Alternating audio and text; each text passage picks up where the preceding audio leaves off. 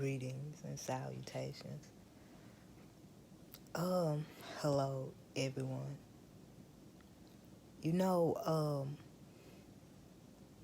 last night it broke me down a little bit. It got my aunt got to me because I know she loves me. Let me first say that. She loves me. I love her.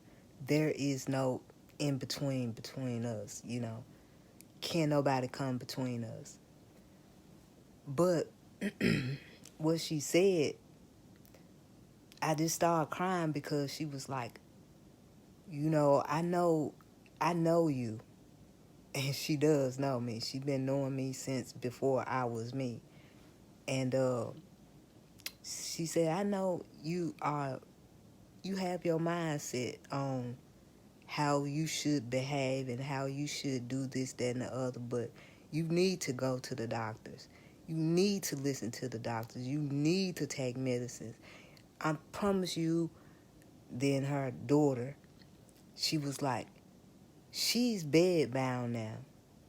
Everything that I do for her because she is still trying. She said, well, they had took her into her room and in the bed, let her get in the bed and everything. She's in this wheelchair. She can't move her legs. She pretty much just have her neck, her arms. She really can't really control her neck because she if no one is holding her head like this, she can't hold her head up. And she still smiles. Her voice, she can't speak. She can't speak clearly as you know most people can. And her mom, she was like, I pay people when I need to go somewhere to keep her, to watch her, because I want to, if I had to get out. But she was like, I want to make sure she's taken care of. So she was like, if something happens to you, you're not bedbound right now, or hopefully you will never be. But what if you do become bedbound? Who do you think gonna have to take care of you? And I was like, I just started crying. I was like, whew, even right now. She was like, who's gonna take care of you? Who's gonna have to take care of you? And I was like, man, my mom. My mom's sitting on the side too. She's in there. Well, we were on the front porch, and I was like, my mom, and then I just started crying. I was like, Mom, I'm so sorry, whew. She said, you got to stop being selfish. And I had never thought about it in that way because, I was thinking, like, in my own head, she don't have to pick me up. She don't have to do this. She's like, but what if you want to go somewhere? Who are you going to have to take you? And different things like that. And I was like, of course, my mom, that's what I'm thinking. I'm like, my mom constantly saying, you need to get hooked up with Matter Plus bus. And, because my aunt was like, your mom works at night. And she be tired during the day. She may not be able to take you places. And I was like, yeah, that's true too. So I said within myself, I was like, I need to stop bullshitting. I don't trust doctors. I don't trust any white doctor.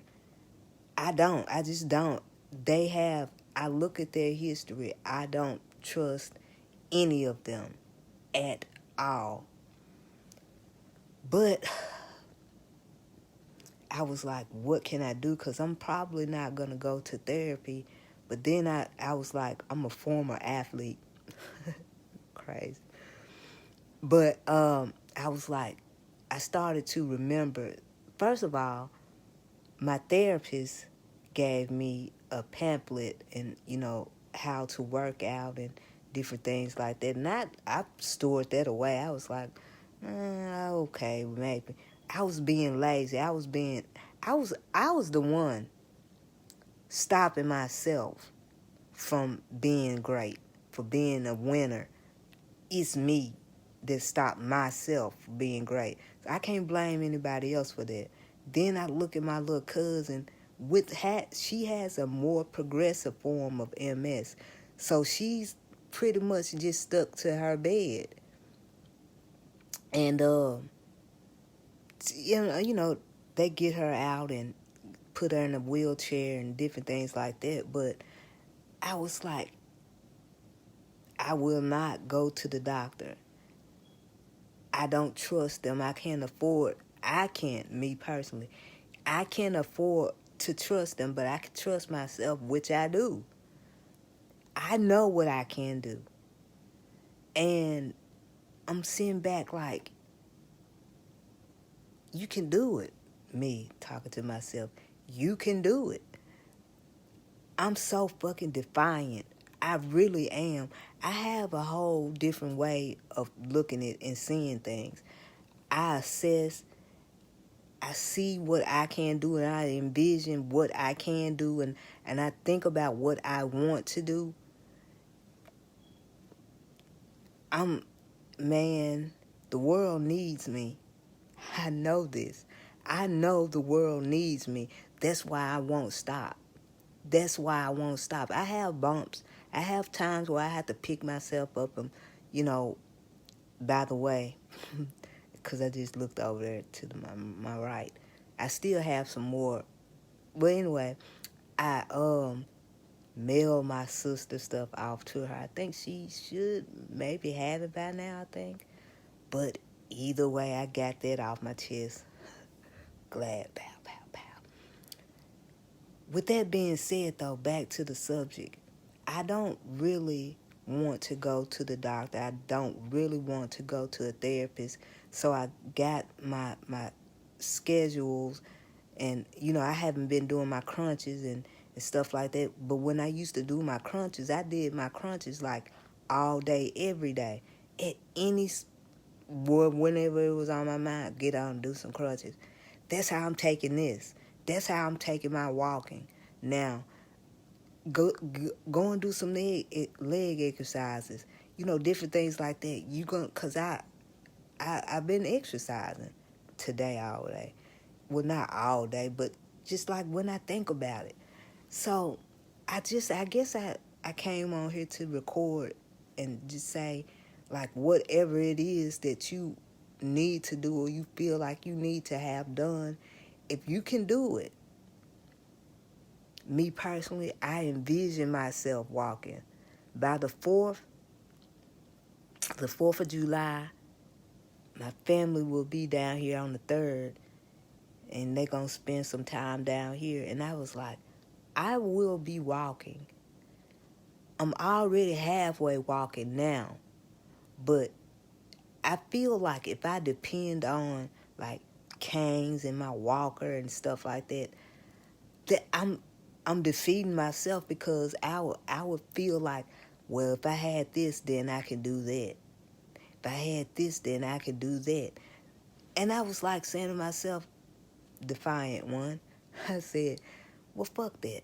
I don't need the doctors. I don't need the therapist. I don't need the cane. I do not need my walker. I don't need those things. If I exercise my legs and apply pressure, I will have my balance and I will be able to walk. I'm already halfway walking.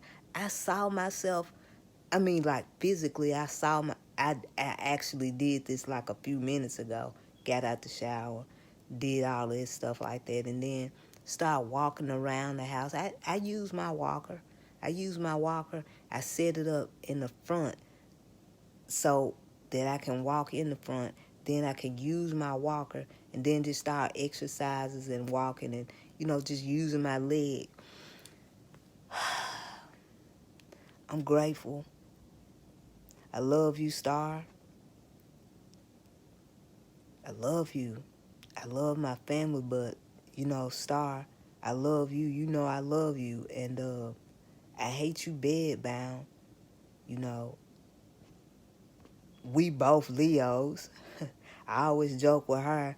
Her birthday is August 13th. Mine is August 14th, which I share with my granddad that I never seen. But his birthday was August 14th as well. But I always joke with my cousin Star and just say, well, your birthday is August 14th. What are you going to do? Just little stuff like that. We have jokes about it. We laugh about it. But we're both defiant. We're both. She can only, for the most part, use her arms and kind of sort of her head. But she's still trying to work out. So her mom was like, I see her every day go in her room and she's try to lift up because they got this little contraption on over her bed where she can lift herself. And it's like, little thing like that. But anyways, she been doing that. And I was like, man, how can I, like, how can I do more, be better? There's something about it. I was like, there's something about it. I ain't using a Sky Daddy, and I ain't finna get into that conversation. But I'm not using a Sky Daddy. I'm not using anybody. I'm working this out on my own. Because I have to. I need to. I be on Facebook like y'all know me and, stuff like that. And yeah. And I feel like some of y'all feel like, yeah, I love you too, sister, and all the different type stuff. And I appreciate everyone that's saying, be great, do better. I'm here for you, yeah, and stuff like that. I appreciate each and every last one of y'all. I need that. I get on here just to get y'all energy. You know what I'm saying? Because we need each other. So, with that being said, I am making some shampoo, blackout shampoo, and it works. My hair I need to get it fixed, but it works. My hair is looking all right, I guess, right now. But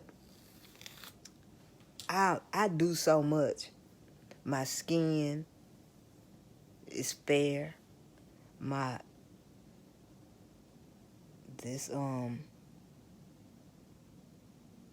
y'all see it? These stretch marks are fading away. I make that in blackout as well. I just been doing so much during quarantine. I've been studying, I've been reading and researching, and